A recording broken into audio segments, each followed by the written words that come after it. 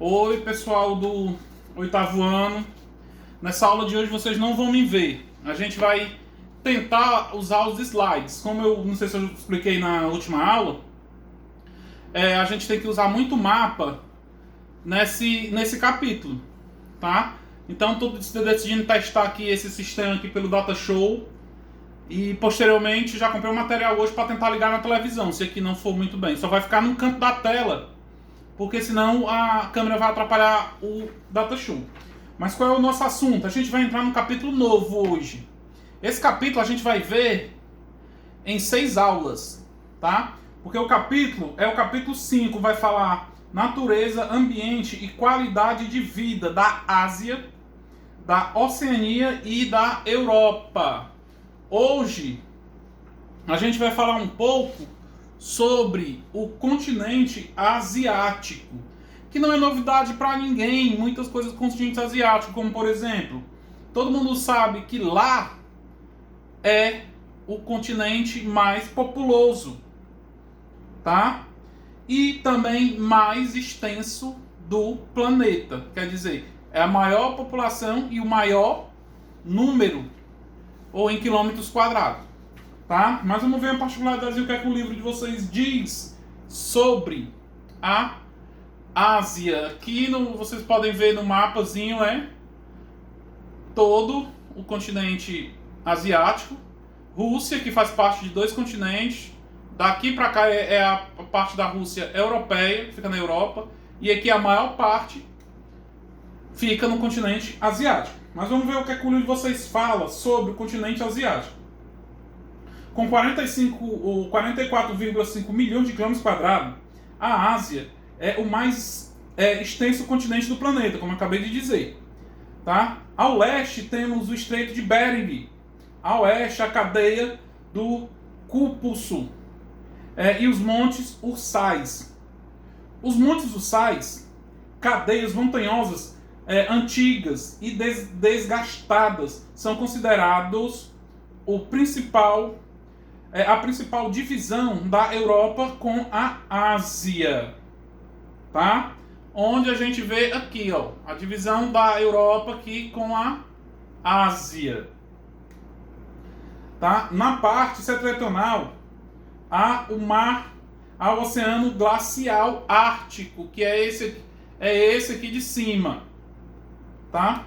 E com limite orogênico os oceanos Índico e Pacífico. Então a Ásia é banhada por 2 oceanos. O Pacífico, a gente vai já falar um pouco nele, e o Oceano Índico, tá? Então ela é banhada, a Ásia chega a ser banhada por 3 oceanos: o Ártico, o Pacífico e o Índico, tá? São os 3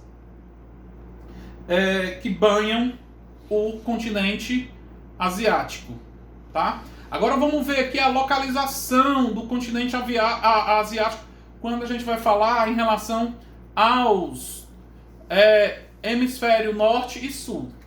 Aqui temos a velha linha do Equador, como a gente já conhece, e aqui o meridiano de Greenwich, tá? Então o continente asiático fica no hemisfério norte, tá? E no oriente, tá? Aqui orientais, aqui o ocidente e aqui o oriente. Então essa é a localização da Ásia. Então aqui a gente já tem aqui, ó, ela não tem um clima, não chega a ter o clima tropical fechado, né? A gente vai já ver. Tem próximo aos tropicais, mas não tem o fechado porque ainda se afasta um pouco da linha do Equador. Tá, professor, mas não é quente lá? A gente vai ver os motivos, mas tem locais que são muito quentes, que como por exemplo, muitos não pegam as correntes de ar que vêm do oceano por causa das montanhas, que a gente vai já ver. Mas vamos ver o que o livro de vocês fala sobre esse slidezinho aí, ó. A Ásia localiza no hemisfério norte do planeta, desde a Indonésia, tá, aqui embaixo, tá? Chegando às mais altas altitudes ao norte da Rússia asiática. Então, começa nas ilhas da Indonésia e vai até o extremo da Rússia, tá? O que tem mais aqui? Podemos encontrar nesse continente climas tropicais mais ao sul, tropical mais ao sul, próxima linha do Equador. Essa próxima linha do Equador é o clima tropical, mas vamos falar dele. Subtropicais, temperados e até polares ao norte. Se estende desde o Japão, tá? Ela se estende do Japão, as ilhas do Japão, a mais ao leste dos Montes Ussais da Rússia. Então, os limites: Japão e Rússia, que faz divisa com a Europa. Agora vamos falar um pouco do relevo da Ásia. A gente sabe que o Monte Everest, o monte mais alto do mundo, ou o Everest não, o Himalaia, o Everest também, o Himalaia também está lá, tanto o Everest como o Himalaia. Vamos lá, ó. Nós vamos falar do relevo. O relevo asiático tem como destaque os planaltos elevados. Planalto a gente já viu, cansou de ver no passado. Planalto, um plano alto, né? E extensas e férteis planícies, e as cadeias montanhosas. Então, são os 3 tipos de relevo da Ásia: os planaltos, muito elevados, as planícies, onde tem as plantações, e as cadeias de montanhas, onde, como eu falei, tem um deles, o Himalaia, que é considerado uma das cadeias de montanhas mais altas. E também lá tem o Everest, que onde muita gente chega até morrer tentando chegar lá em cima, tá? O Himalaia. Agora vamos ver nas 3 partes. Vamos começar aqui pela parte norte, como é o relevo na parte norte, onde fica a Rússia, tá? Na parte norte tem uma diversidade de das formas de relevo. Por quê? Pela sua extensão. Pessoal, a Ásia é um continente muito grande. Então ela vai variar os tipos de relevo, tá? Então, mais aqui ao norte, na Rússia, a gente começa a pegar a Rússia, onde está a luzinha, não sei se está dando para vocês verem, a luzinha balançando, se destacam os relevos de grandes extensões. Aí vem na parte central da Ásia, nessa região aqui, ó, onde fica o Himalaia, né? Na parte central encontramos planaltos da Mongólia e as planícies do norte da China. Então, os planaltos na Mongólia e na China, as planícies na China. Tanto é que a gente sabe que a China planta arroz, e não tem como plantar arroz numa serra, porque arroz é plantado dentro da água, tá? Passou aqui. E ao sul, né? Com as características do sul, o relevo é composto por várias planícies e planaltos importantes, tá? Um destaque do relevo asiático, acho que todos vocês já devem ter, a gente já estudou, acho que a gente já estudou em geografia isso mesmo, isso. A questão dos tsunamis, dos terremotos. Professor, por que a Ásia ela é propícia a acontecer esse tipo de coisa? Vamos lá, o motivo. Porque a Ásia fica no círculo de fogo do Pacífico, tá? Tá vendo aqui, tem os 2 mapas mundi. Tá vendo isso aqui, ó? Esse aqui é todo o Oceano Pacífico, que pega desde do leste ou do oeste dos Estados Unidos, oeste da América do Sul, todo o leste da Ásia e um pedaço da Oceania. Então isso é o círculo de fogo do Pacífico. Por que chama círculo de fogo? Porque é propício a maremotos, terremotos, tsunamis, tá? E o motivo disso aí, o movimento, que as placas tectônicas são bem separadas e elas se movimentam fazendo desastres naturais, tá? É outra parte do relevo da Ásia, tá? A hidrografia. Pessoal, como é a hidrografia da Ásia? Vamos pegar aqui a gente viu, eu expliquei nesse tempo do relevo, tem montanhas altíssimas. E logo em seguida também tem planícies. Então isso é propício a rios, porque os rios nascem nas montanhas e correm até o mar. Tá? Um dos motivos dos rios, o degelo das montanhas. O relevo, infelizmente, se a gente tivesse em sala, a gente já está assistindo um filme Indiana Jones e o Templo da Perdição. Não sei se a gente viu no passado no set. Que mostra isso. O relevo lá é tão alto que em cima das montanhas tem o clima de montanha, que é o clima frio de montanha, que chega a criar gelo. Em um período do ano ele derrete, fazendo os rios.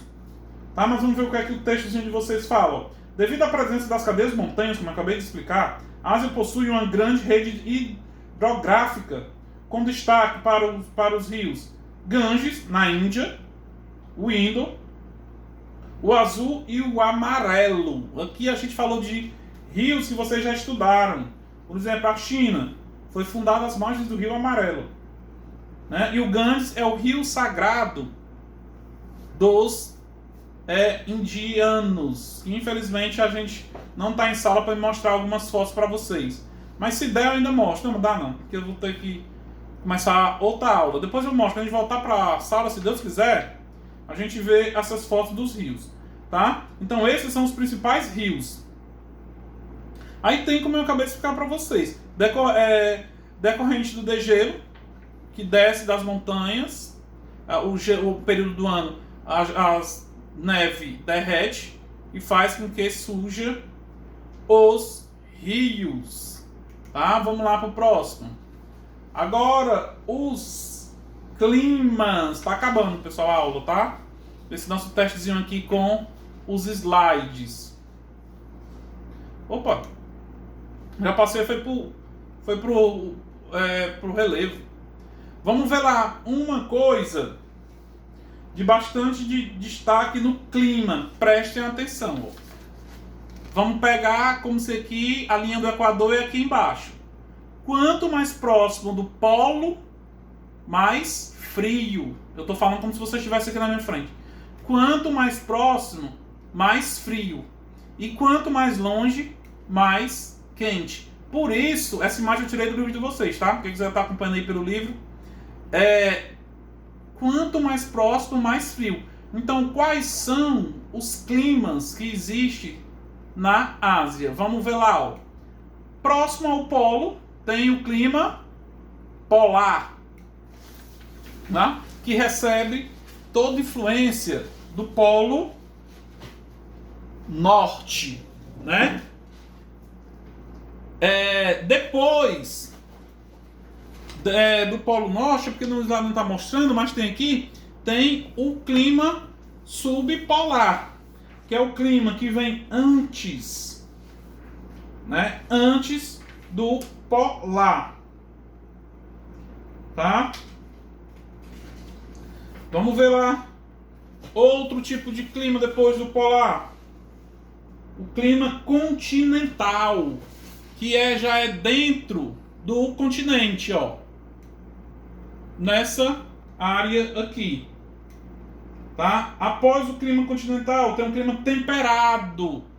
O temperado que já é um pouco mais quente, ó, que vai cada vez se afastando do norte, do polo norte, vai ficando mais quente.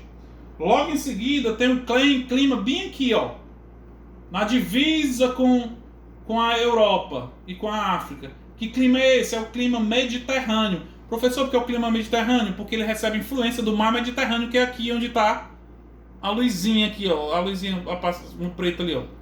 A luzinha aqui. Então recebe influência daqui e é o clima mediterrâneo. Tá? Logo em seguida tem um clima desértico. Tá? O clima desértico por quê? Porque não recebe nem influência do oceano por causa das montanhas. Se eu estivesse na sala eu ia desenhar para vocês como é que funciona. Tá? Mas a gente viu ano passado, quando estava estudando, acho que era sobre o Rio de Janeiro, que tinha umas barreiras naturais que não deixam o clima passar, como são as montanhas. Tá? Aí vem o clima de montanhas. Professor, o que é clima de montanhas, pelo amor de Deus? Pessoal, é igual quando a gente vai para Guaramiranga. O Guaramiranga é super frio. Né? Por que é frio? Porque o clima do Ceará é frio? Não, porque lá é clima de montanha. Então esse clima de montanha acontece por causa da altitude. A gente sabe quanto mais alto, né, mais frio. Tá? Aí tem o clima tropical de monsônico, que vem das monções. Qual é esse? Que tipo tropical é esse? Que ele recebe influência do oceano. O oceano joga as monções, que ventos quentes, e deixa o clima tropical. E o equatorial, que é abaixo do tropical. Tá? Então esses são os climas. No livro tem a característica de cada um. Se vocês seria bom vocês aprofundarem. Tá? Aí vamos ver aqui agora a vegetação para encerrar. Pessoal, a gente está cansado de saber que a vegetação depende do clima. Vamos pegar o exemplo aqui da nossa região. Se a gente for falar do clima do Nordeste, ele é quente.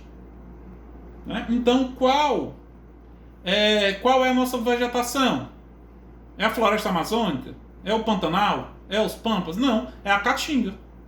Tá? Na Ásia, na Europa, todo canto que a gente for estudar, a vegetação vai depender do clima. Ah, professor, mas só que aqui nesse período está tudo verde. Tudo verde porque a gente está no inverno. Tá? Vocês viram lá no 6º ano que existem as 4 estações do ano, mas aqui na nossa região só 2 são bem definidas, inverno e verão. Mas vamos ver lá as características dessas vegetações. E a mesma coisa que a gente vai ver quando a gente vai ver na Europa também. Por exemplo, locais de clima polar, bem frio. Tá? Tem lá a tundra, que fica aqui, ó, próximo ao polo. Tá? Mas quais são as vegetações que existem? A gente vai estar descendo e quanto ficando mais quente, mais próximo da linha do Equador, vai mudando o tipo de vegetação. Tá? Aí depois da tundra, tem as florestas coníferas, que são aquelas árvores em forma de cone, tipo pinheiro. Aqueles pinheiros que o pessoal usa para fazer árvore de Natal nos Estados Unidos. É esse tipo de vegetação. Logo em seguida vem as florestas temperadas ou subtropical. Então, florestas temperadas em que tipo de clima? No polar? Não. Temperadas. Tá? Aí vem vegetações mediterrâneas, que recebem influência do clima mediterrâneo, que vem do mar. Tá? Aí tem as pradarias e os estepes, que estão localizados, se você pode ver, está a metade de uma, metade de outra. No centro, tá? Próximo aonde? Aos desertos. E logo abaixo dos desertos tem a mesma características das florestas que a gente vai da vegetação da África, que são o quê? As savanas, tá?